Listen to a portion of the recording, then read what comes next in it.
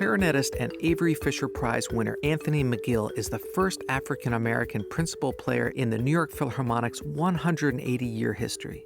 He feels a deep responsibility to use his singular presence on stage to educate and inspire a new generation of diverse musicians. It's a hope that kids have an opportunity to see someone that looks like them on a stage of a classical music hall by being a representative of what's possible, but also giving them a chance to see, look, I can do anything I want. You're listening to Speaking Soundly, the podcast that explores the art of artistry.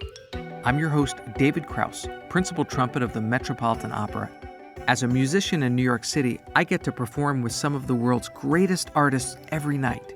During each episode, you'll hear me speak with these inspiring performers as we lift the veil on talent to hear about their process and the personal journey that led them to the stage.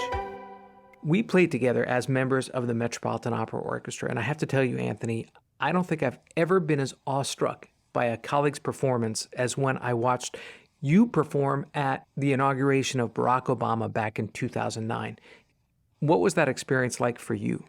It was probably the highlight of my life, just being asked to be a part of that moment that was so historic. And as a child, I would have never imagined that I would have been a part of something like that, I might, as a clarinet player, as a musician, I might as well have been elected president. That's what that's what it felt like. Everything we do as performers is just to have those moments on stage, quote unquote.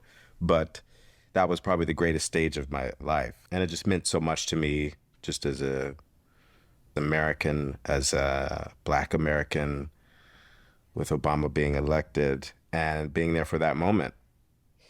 I rewatched it recently, and the thing that struck me is that there's this part where you're playing and Obama turns around to watch you. He's listening and he's taken by the music and he's able to take a moment and reflect as you're performing. I mean, that's amazing. I think that's amazing. Yeah, it is so unreal, to think about it. And I mean, it's just to set the stage for people that haven't seen the video. We were up on this platform in front of the Capitol, and all of the VIPs and the senators and the president to be is all behind us in this bowl area. So we're up on this stage that's higher than everyone by quite a bit, and it's crazy because we had the best seats for that inauguration. And were you present? Were you able to take in that moment?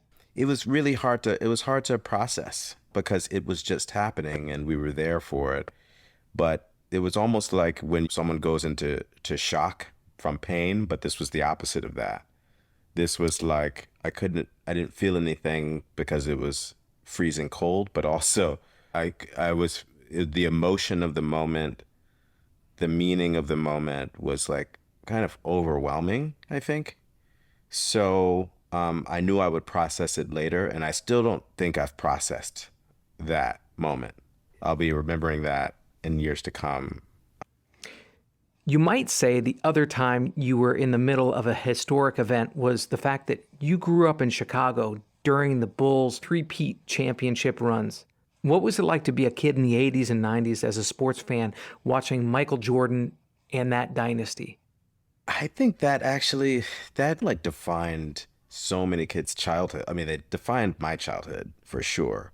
As a kid from the South Side, the Bulls represented so much, but Michael Jordan and the Bulls together represented that it was possible to win, It was possible to achieve absolute greatness. Not to take that too far, but to take it too far. There were so many. I was lucky because my brother and I had positive role models at home, and we were surrounded by, some positive role models.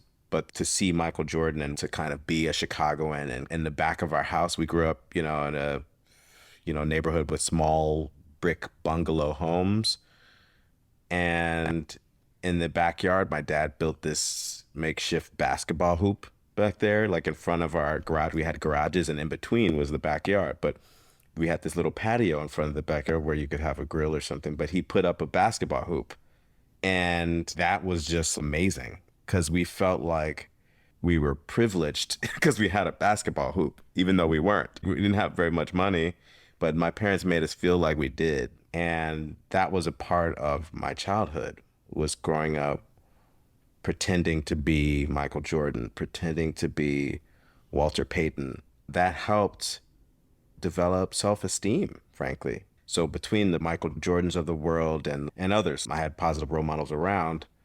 That whole concept of you can really do amazing things with your life. The thing that anything is possible, and like learning about how hard they worked and learning about their failures and seeing their interviews and seeing people talk about working really hard for success. This was something that was talked about a lot in our family. Well, you're from Chicago, I'm from New York, but both of us as very young kids ended up in the woods of Michigan to attend a music summer camp called Interlochen. Could you summarize what Interlochen is and what your experience was like there? Yeah, so they have all the arts, dance, music, drama, all of that stuff. And for 8 weeks, I went away at age 11, which is kind of shocking to think about now because it was a sleepaway camp. And at the time, it was 8 weeks for kids, probably from age, 7, 6.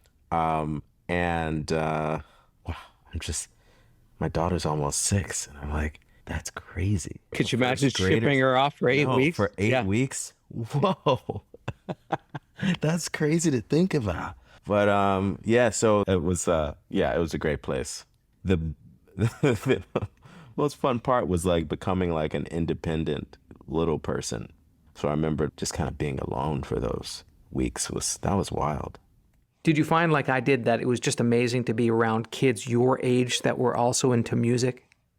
Oh, yeah, completely. I think that was probably the coolest thing, is that I met tons of people in Chicago that played instruments and stuff, but to be living in a cabin with people and everyone's into the arts and music and all these things, it was a special place for me, yeah. Me too, for sure. My summer there made me realize if I didn't practice as much as everybody else, I was going to fall way behind. What was practicing like for you there and growing up? Did your parents insist that you practice, or did you do it on your own? Well, first of all, my parents weren't those kind of folks, so that wasn't a thing. They just wanted us to follow through with stuff. So at some point, we had a little chart on the wall we had to check off, and we practiced every day. So it was just like, yeah, you wanted to be consistent with it. But I think for the most part, pretty self-motivated because I liked playing. I think I discovered that I really, really enjoyed getting better at the clarinet. And early on, some of the stuff probably came easy to me. I didn't realize that at the time. Partly why it probably was enjoyable for me is that I liked to read when I was young. And I enjoyed reading, and I felt a similar kind of affinity for music and finding out what the story was, what the piece sounded like. And technically on the instrument, was there a point in your development where that practice was really starting to pay off, like things finally started to click? Yeah. There were a couple, big moments, and I look at it in kind of like repertoire. At 15, specifically, I started learning the Nielsen Clarinet Concerto, which was like one of the hardest pieces ever written for the clarinet. And that's when everything kind of like, I knew, okay, I'm putting in 4 or 5 hours a day practicing to learn this piece note by note, trying to do something I'd never done before. And to learn that piece, I had to take a humongous jump. When I think about it now, these were pieces that were way out of my league, but I don't know if I knew that at the time. I don't know if my teachers were just like, yeah, sure, whatever you want to do, or they just recognized that I had this skill that needed to be nourished. But looking back on it, it seems those pieces in particular seem very odd for a young person to be playing. Right. It seems like from a very early age, you set forward on this path to becoming who you are today. Were there bumps in the road to your eventual success? Yeah, there were lots of bumps in the road. Probably too many to list, They seem large at the time, but they're small, but they mean something on your journey to where you end up. But one of the first times I played at this competition, I had a memory slip and I was like kind of devastated, but I had practiced what I thought was a lot. And I was really sad about it. I was probably like 11 or something. And backstage, Michael Morgan, who was the conductor of the youth orchestra, who was putting on this competition, came back and talked to me. He talked to my mom, and he told us that the result of the thing doesn't really matter because I was playing music. I was playing musically like a musician. And I remembered that. I remember that to this day, that the pursuit of perfection, of what we think of perfection, isn't the thing that is the most valued. It is how you express yourself on your instrument. And so I've always remembered that. That was a huge kind of fail. I didn't win the thing. I don't know if I even got an honorable mention. And so there were many competitions like that. That wisdom made an impact on you at 11? Because that would have destroyed me at age 11. But that brought you comfort to know. I mean, that's pretty mature. I don't know if it brought me comfort, and I think I was very upset still. But I do remember it, and I think I remembered it all throughout that time because it's a story also that my mom talked to me about a lot. We talked about that moment. And so whether it's the memory that is actually from that time or it's the memory that I carried with me in all those early years of any time I would struggle, I would remember some of those ideas. Also, there are so many moments where you fail that no one knows about, that don't seem like a big deal to anyone else. They would never know about them, whether it's a competition, or there were lots of people that made fun of me being a clarinet player, like when I was a kid. That's another thing that's kind of like, that was a constant in my childhood, in my early years as a musician, being bullied for it, being made fun of. Like this happened a lot. And it happened so much that I feel like blocked it out. So I've discovered in later years, that's something I do remember.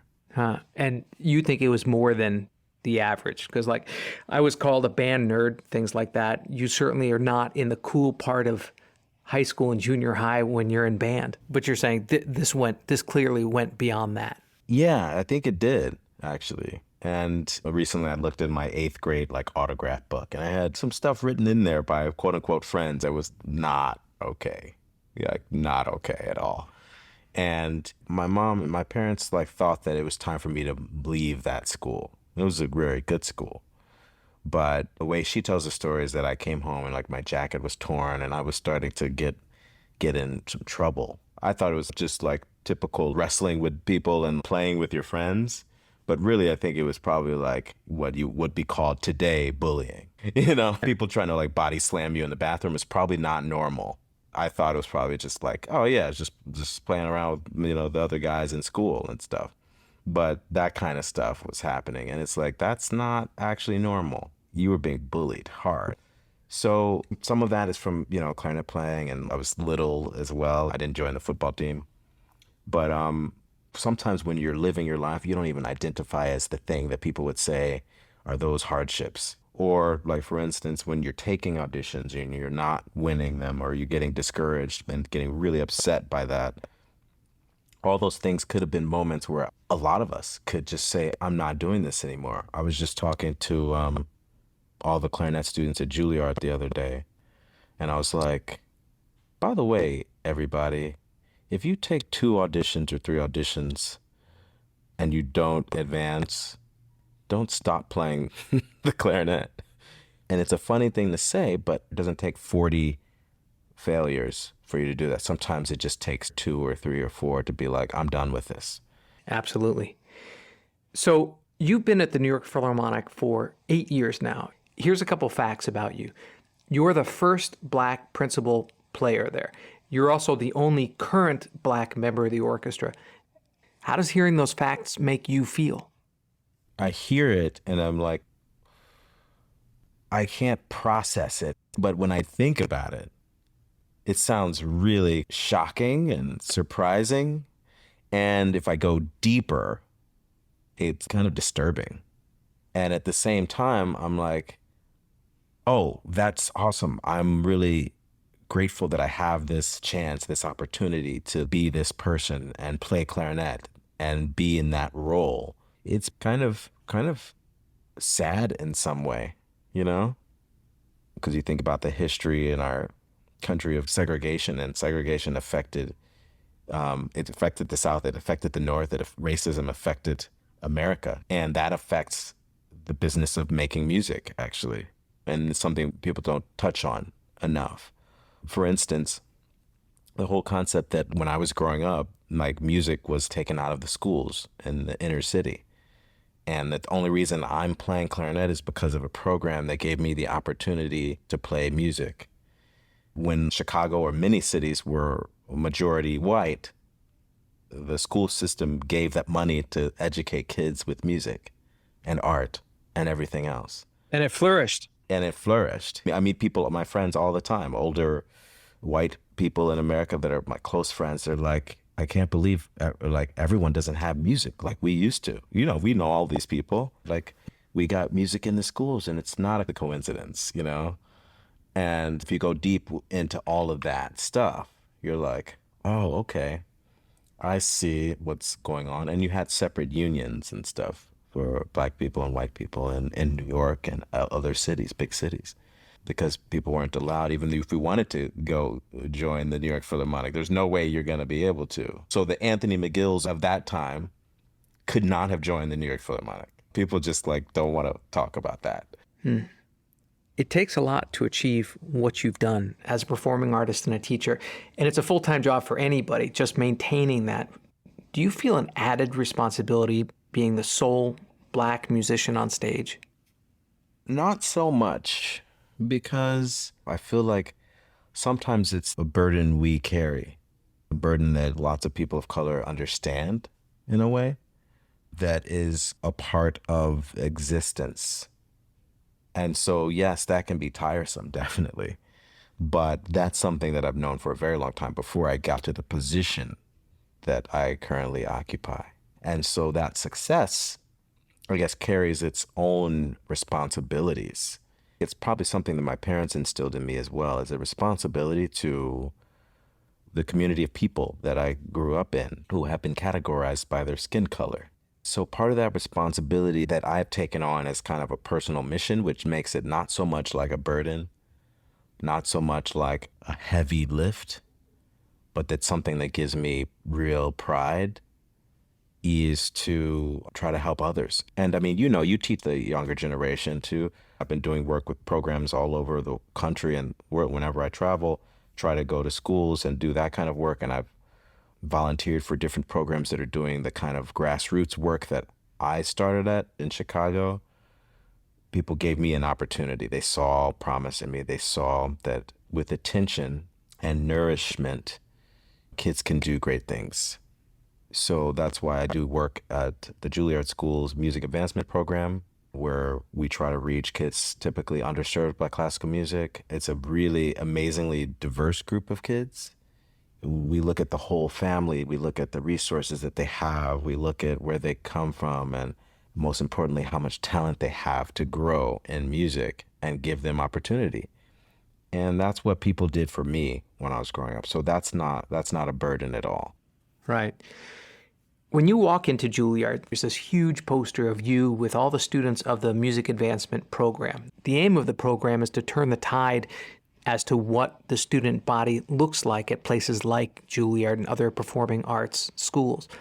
Do you feel like it's working? I have no idea if it's working. I can sit here and give you like a huge pitch about how what we're going to do is going to change the face of classical music in 10, 20, 30, 40 years. But it's a hope that kids have an opportunity to see someone that looks like them on a stage of a classical music hall by being a representative of what's possible, but also giving them a chance to see, look, I can do anything I want. And so a classical music program isn't going to erase racism. The issue for populating our stages with more diverse people, that's an issue that orchestras have to deal with themselves as organizations. Institutions themselves actually have to deal with What do we really want? I know everybody wants the best talent. Everybody wants the best performances. But also, if you want orchestras to look differently, then you would actually have to deal with examining how you do that in a really effective way. Things aren't done in isolation. Everybody in their different groups likes to point fingers and say, oh no, it's this part, early education, that's the thing that'll cure the problem. But like I said, this whole concept of prejudice and denial of access to things, it happens on every different level. If I look at my 22-year career, I look at how many people were given a chance that were not Black, brown, Asian, female, queer. They weren't given a chance because they were assumed not to be good enough for that opportunity. As we know, there are plenty of conductors that get up in front of us that were definitely not exceptional. That's a really nice way to put it. Very diplomatic. Yeah. And it's curious. No one ever questions why they were given that opportunity. And so there's this backlash where it's always a harsher critic that comes to play. They're saying, oh, well, we believe in equality and everything, but this woman conductor was terrible. Why did she get this opportunity? And it's like, wait a second, horrible male white conductors have been given that opportunity for hundreds of years. So that's the thing that we don't discuss enough. Right. I want to talk about this video you made at the beginning of the pandemic of you alone playing America the Beautiful. You leave the end unresolved. You don't play the last notes. And instead of finishing it, you kneel down and you take two knees. It's hauntingly played and very poignant. Can you talk to me about how that video came about and the artistic choices that led to it? Yeah, so at the beginning of the pandemic, I was devastated and depressed like every other musician, every other person possibly in the world about what was going on, and had gotten to a point where I was like just okay with that. Just like, all right, I'm not working as a musician. I was comfortable here at home. But when George Floyd was killed, I, like a lot of people, were really traumatized by that. And I'd taken a couple days before I'd seen the video, and then I finally watched it. And it was just, I couldn't really describe in words what was going on and how I felt. So I woke up one night, middle of the night, and I started writing something about this concept of why people are protesting this. Why are people hurt by this? And I wrote some words about the whole backlash against Black Lives Matters and why there was backlash there. And I was like, well, it's because it doesn't seem like Black lives have ever mattered.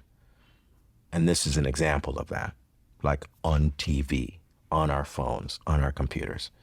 And in every way, I was like, there's one reason why that was able to happen. Because in America, for so many of us, Black lives don't matter. And that was a public expression of that. And that's how it felt. So I talked about Colin Kaepernick and how he tried to take a knee and people go to the opposite, which is that he's disrespecting the flag. So the concept came because I was sitting out here trying to process my thoughts about this. And then I decided to say, let's take two knees for justice and equality.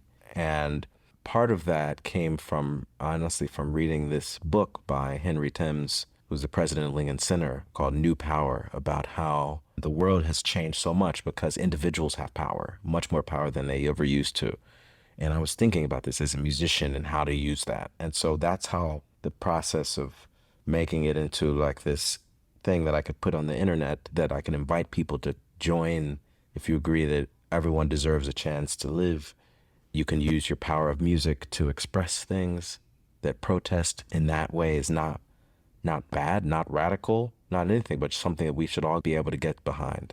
So I challenged the whole world to do that, whole classical music world, and people stepped up. Within the day, Lincoln Center, all of these classical organizations started posting things on their sites of association with why Black Lives Matter to their organizations, which they had never, ever done before. And musician friends and colleagues and amateurs and people I didn't know all over the country and the world started placing these videos of Take Two Knees on their own personal pages.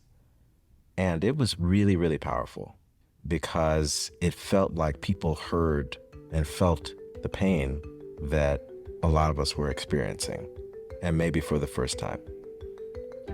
I hope you enjoyed this episode of Speaking Soundly. Be sure to subscribe, rate us, and leave a review wherever you get your podcasts. To keep up on future episodes, follow me on Instagram at David Krauss Trumpet and go to our website, artfulnarrativesmedia.com, for show notes, links, and information on all of our guests. Tune in next week as we hear another inspiring artist speaking soundly.